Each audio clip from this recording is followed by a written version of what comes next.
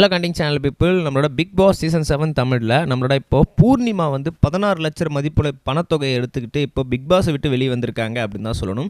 இப்போ அதை பற்றி வந்து நம்ம பிரதீப் ஆண்டனி நிறைய ட்வீட்ஸை வந்து மென்ஷன் பண்ணிட்டு இருக்காரு. அது என்ன ஏது அப்படின்றத அந்த வீடியோவில் நம்ம தெளிவாக டீட்டெயிலாக எக்ஸ்பிளைன் பண்ணிக்க போகிறோம். நான் பேச கேட்க ரெடியாக இருப்பீங்க நம்புறேன். வாங்க ட்ராவல் பண்ணிக்கலாம்.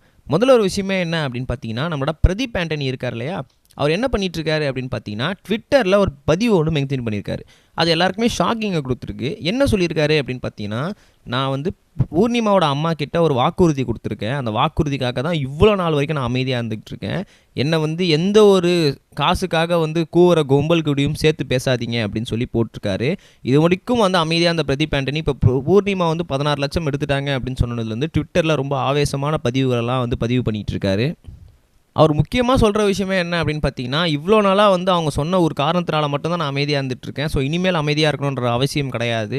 ஸோ வந்து யாரெல்லாம் வந்து என்னெல்லாம் பண்ண முடியுமோ அதெல்லாம் பண்ணிகிட்டு இருக்காங்க. காசு இருந்தால் வந்து எங்கன்னா பண்ணுவாங்க போல இருக்குது. அதுக்கு மெயின் எக்ஸாம்பிள் இதுவாக தான் இருந்துகிட்டு இருக்கு அப்படின்னு சொல்லிட்டு, உங்கள் பொழப்பு கடுக்க காட்ட நீங்கள் பொழைச்சி போங்க அப்படின்ற ஹேஷ்டேக்ஸ்லாம் யூஸ் பண்ணிகிட்டு இருக்காரு. ஃபர்ஸ்ட் ஆஃப் ஆல் இதை ஃபேன்ஸ் என்ன மாதிரி சொல்லிட்டு இருக்காங்க அப்படின்னு பார்த்தீங்கன்னா, பிரதீப் ஆண்டனிக்கு வந்து நம்மளோட பூர்ணிமா ரெட் கார்டு கொடுத்தது வந்து மிகப்பெரிய ஒரு விஷயமா இருந்துகிட்டு இருக்கு.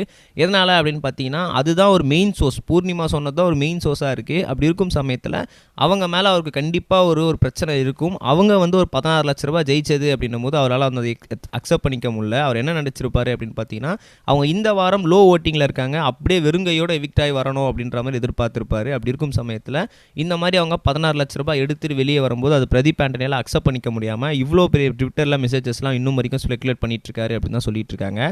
ஸோ இது மட்டும் இல்லாமல் நாளைக்கு வேற இருந்து டபுள் எவிக்ஷன் இருக்குது அப்படின்ற மாதிரியும் பேசிட்டு இருக்காங்க. நாளைக்கு என்ன கதை அப்படின்னு தெரியல. ஸோ நம்ம வெயிட் பண்ணி தான் பார்க்கணும். இப்போ ஆல்ரெடி பூர்ணிமா எவிக்ட் ஆகிட்டாங்க. லீஸ்ட் ஓட்டில் மிச்சம் யார் இருக்கா, யார் 2 பேர் போக போகிறா அப்படின்றத நீங்கள் கமெண்ட் செக்ஷன் சொல்லுங்கள். நம்ம நெக்ஸ்ட் வீடியோ சொல்கிறேன் கைஸ். இது வரைக்கும் கனெக்டிங் டிவிக்கு சப்ஸ்கிரைப் பண்ணனா மறக்காம சப்ஸ்கிரைப் பண்ணிக்கங்க. உடனடி அப்டேட்ஸ் பெறுவதற்கு நோட்டிஃபிகேஷன் பெல்லையும் கிளிக் பண்ணிக்கங்க.